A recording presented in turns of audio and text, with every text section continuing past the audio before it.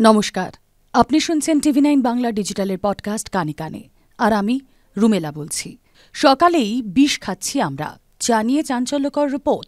সতর্ক করল tea board. আর কি বলা হচ্ছে চা নিয়ে?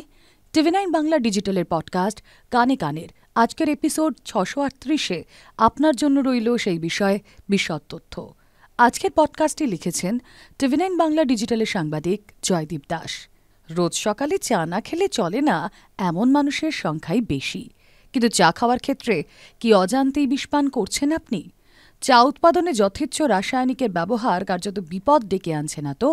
সম্প্রতি টি বোর্ডের নির্দেশিকায় স্পষ্ট জানিয়ে দেওয়া হয়েছে, ফ্যাসাই মানে food safety and standards authority of ইন্ডিয়ার নিয়মের বাইরে বিনা অনুমোদিত রাসায়নিক ব্যবহার করে চা উৎপাদন করা হলে সেই চা পান কার্যত বিষপানেরই শামিল।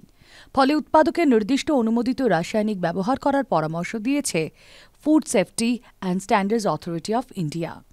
এতদিন যেসব রাসায়নিক আকছার ব্যবহার করা হতো, এমন 20টি রাসায়নিক ব্যবহারে বিধিনিষেধ জারি করা হয়েছে। নতুন করে অনুমোদন পেয়েছে 33টি রাসায়নিক পদার্থ। এটুকু শুনেই চা প্রিয় বাঙালি শ্রোতার চক্ষু চড়ক গাছ হয়ে গেল কি? উত্তর দেওয়ার আগেই মনে করিয়ে দিয়ে সাহিত্যিক বুদ্ধদেব বসু রবীন্দ্রনাথ ঠাকুরের আভিজাত্যপূর্ণ চা পানের বর্ণনা দিয়েছেন তার সব পেয়েছির দেশে বইয়ে। শান্তিনিকেতনে রবীন্দ্রনাথের টি পটের শৌখিন ও বিপুল আকারও দেখেছেন অনেকে।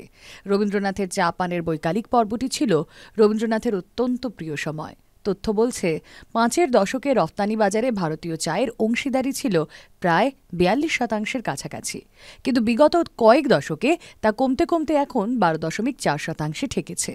ইন্ডিয়ান টি অ্যাসোসিয়েশন বা আইটিএর বার্ষিক সভায় এই তথ্য জানিয়েছেন অতিরিক্ত বাণিজ্য সচিব অমরদীপ সিং ভাটিয়া। রপ্তানি বাড়াতে চায়ের গুণগত মান বৃদ্ধির বার্তাও দিয়েছেন। একই সঙ্গে এও জানিয়েছেন, নিয়ন্ত্রকের ভূমিকা শিথিল করে টি বোর্ডকে শিল্প সহায়কের ভূমিকা দিতে প্রয়োজন আইন সংশোধন করা হবে। সকলের সুবিধার্থে বদল আনা হবে ভর্তুকি প্রকল্পেও। তরাই ও ডুয়ার্সের বাগান মালিকদের সংগঠন টাইয়ের তরফে সুমিত ঘোষ সংবাদ মাধ্যমকে বলেছেন, বড় বাগান যাবতীয় নির্দেশ মেনেই চলে। উৎপাদিত চায়ের প্যাকেজিংয়ের ক্ষেত্রে food safety and standards authority of ইন্ডিয়ার অনুমোদিত রাসায়নিক ছাড়া অন্য রাসায়নিক ব্যবহার হচ্ছে না, এমনটা উল্লেখ করেই বাজারে বিক্রি করা হয় উৎপাদিত চা।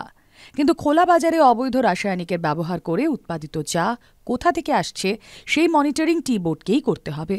পাশাপাশি শুধু রাসায়নিকের ব্যবহারে বিধিনিষেধ আনলেই হবে না, বহু ক্ষেত্রে ক্লাইমেট চেঞ্জের কারণে অনুমোদিত রাসায়নিক আদৌ কাজে আসছে কিনা সেসব নিয়ে নিরন্তর চর্চাও দরকার। চা উৎপাদকরা কেউ বিধি অমান্য করলে তার শাস্তি হোক। বড় বাগানগুলির স্পষ্ট ইঙ্গিত, ছোট চা বাগান ও বিট লিফে উৎপাদিত চা অনেক ক্ষেত্রে অবৈধ রাসায়নিকের ব্যবহারে গুণমান হারাচ্ছে। কিছু ক্ষেত্রে টি ওয়েস্টের যথেচ্ছ ব্যবহার বিপদ ডেকে আনছে। যদিও বটলি ফ্যাক্টরি মালিকদের সংগঠনের দাবি, বছরে 3 বার উৎপাদিত চা টি বোর্ডে পাঠানো হয় টেস্টিংয়ের জন্যে। তাতে গুণমান না থাকলে এবং অবৈধ রাসায়নিকের ব্যবহার ধরা পড়লে সেই উৎপাদিত চা বিক্রির ক্ষেত্রে কালো তালিকাভুক্ত, মানে সহজ কথায় ব্ল্যাক লিস্টেড হতে পারে। কিন্তু এটা ঠিক, ছোট্ট ছোট্ট বাগানগুলি কিভাবে চা উৎপাদন করছে, কী রাসায়নিক ব্যবহার করছে, তা বটলিফ কারখানাগুলির পক্ষে দেখা সম্ভব না। এক্ষেত্রে টি বোর্ডকেই তাদের নজরদারি বাড়াতে হবে। বটলিফ কখনোই অবৈধ রাসায়নিকের ব্যবহারে প্রশ্রয় দেয় না।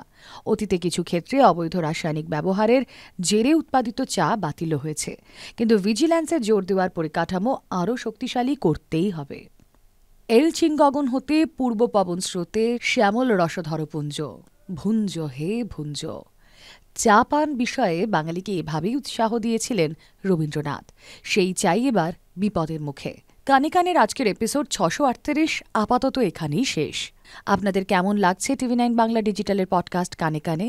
কমেন্ট বক্সে প্লিজ লিখুন, আর সেই সঙ্গে সাজেশনস দিন কি কি বিষয়ের উপর পডকাস্ট শুনতে আপনি আগ্রহী। শুনতে থাকুন কানে কানে।